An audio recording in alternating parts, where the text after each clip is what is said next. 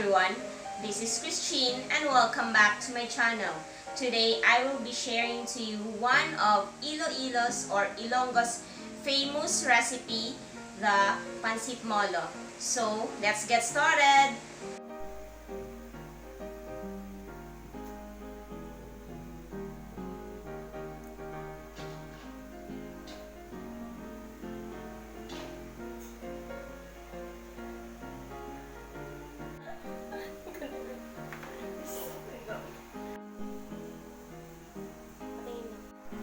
So, here's my chicken broth. Bale, nag-prepare na ako kanina. Nagpakulo ako ng chicken.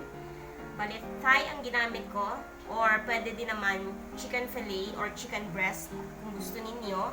So, bale, ito, meron na siyang timpla. May salt and pepper. Then, naglagay din ako ng onions. Ganyan. Para may lasa na siya. Kasi ito yung gagamitin natin na soup ng ating Pancit Molo.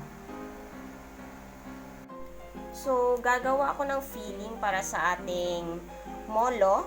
This one is ground pork. Then, maglalagay ako ng carrots. Then, toyo, soy sauce.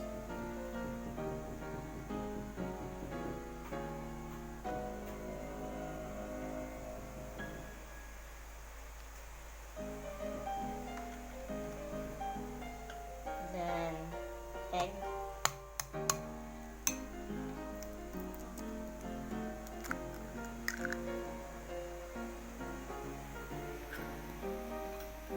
Mix natin.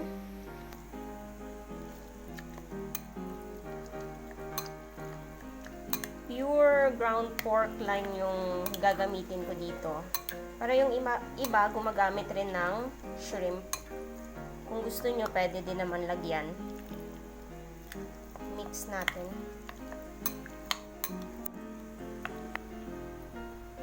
Then, maglalagay lang ako ng konting seasoning.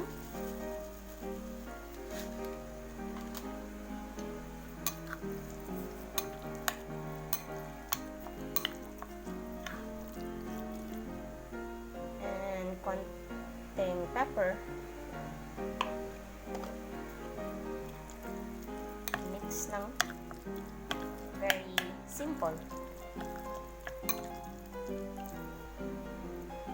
So, maglalagay na ako dito ng ating filling sa ating molo wrapper. Sa Iloilo, originally, sila ang gumagawa ng kanilang molo wrapper. So, bale ito, binili ko na. So, bale ito siya. Kukuha lang tayo ng ating pork. Then, seal lang natin. Lagay tayo ng water. Wet natin yung all edges. Then, oops, sorry. Ayan. Make sure na naka-sealed yung ating molo wrapper para hindi siya while cooking, hindi siya yung mag-o-open or yung magbibitak-bitak. Ayan. Then, ganyan. Ayan siya. There.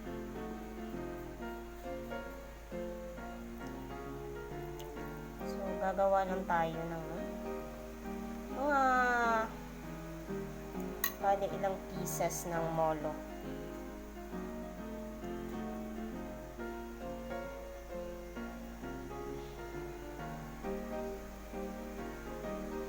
Yung sa Iloilo, yung nakita kong kanilang molo is talaga yung balls.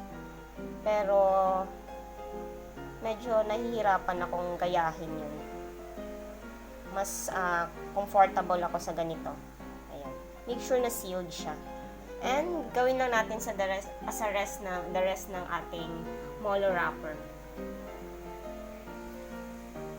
So, bale, ito na yung ating molo.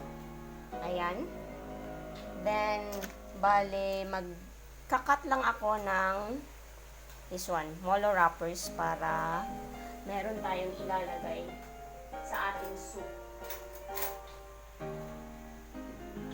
Kasi nga sabi ko, sa Iloilo, sila yung gumagawa ng kanilang molo wrapper. So, yung bali parang scrap ng kanilang noodles, ganito, yung flour is ginagawa rin nilang, sinasabay nila sa soup. Ayan. So, tapos na natin na prepare yung ating molo. Bale, ito na yung ating chicken broth. Kanina, tinanggal ko na yung chicken and ito siya. So, ibabalik natin. Na-shred ko na siya. Then, lagay natin yung ating molo.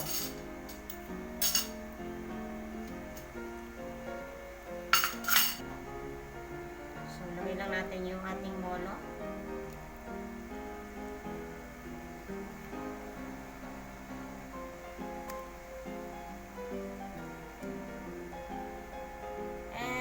Baka nagtataka kayo, bakit tinawag siyang Pancit Molo, wala naman tayong noodles.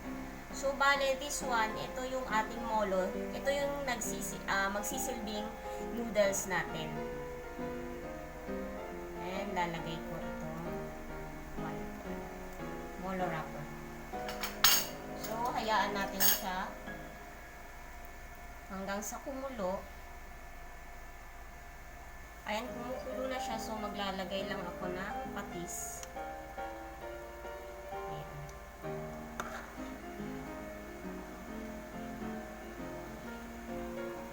So, eto siya. Malalaman mong luto na yung ating molo pag umakyat siya. Ayan.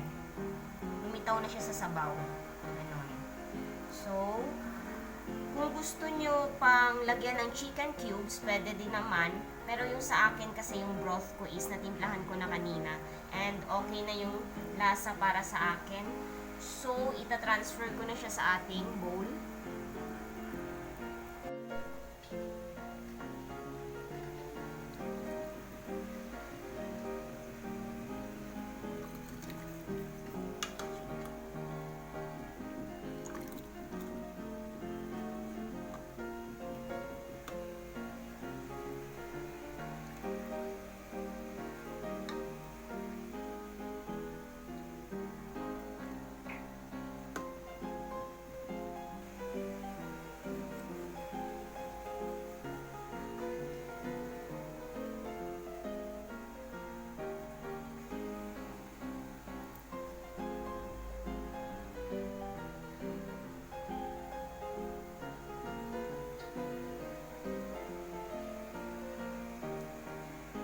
So, here's my favorite part, the taste test. Ito na yung ating Pancit Molo. Ara, sa mga Ilonggo da, ano ni ang famous nga Pancit Molo. So, titikman natin. Actually, favorite ko tong Pancit Molo. Parang dinadala ako pabalik sa aking 5, 6, 7 years old na self. Kasi favorite ko ito nung bata ako. Actually hanggang ngayon. So titikman natin. Ito yung dumplings niya. Ito yung molo. Ayan.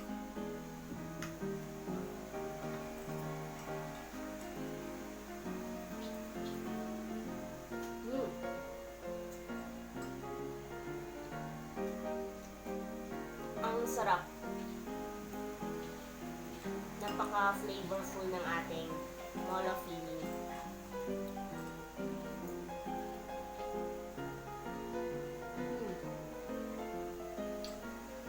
Yung sabaw, super tasty. Then, yung flavor napakasarap. At saka yung garlic, toasted garlic, ang sarap. Bale, itong molo is originally from Iloilo. Molo, tinawag siyang molo because dito siya doon siya nag-originate sa Molo na district or somewhere. Molo yung name nung lugar sa Iloilo. Kaya siya tinawag na Pancit Molo. And the pancit is the molo itself. Ayan. Sarap niya.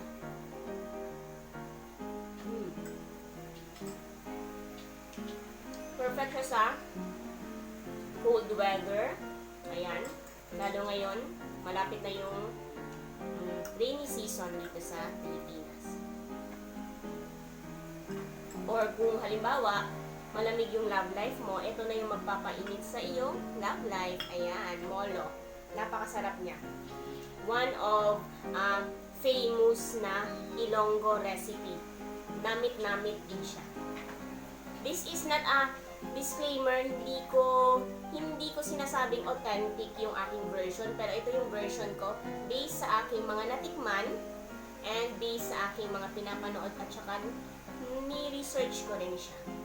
So, kung bago ka sa aking channel, don't forget to like, leave a comment, subscribe, and hit that notification bell para updated ka sa aking next videos.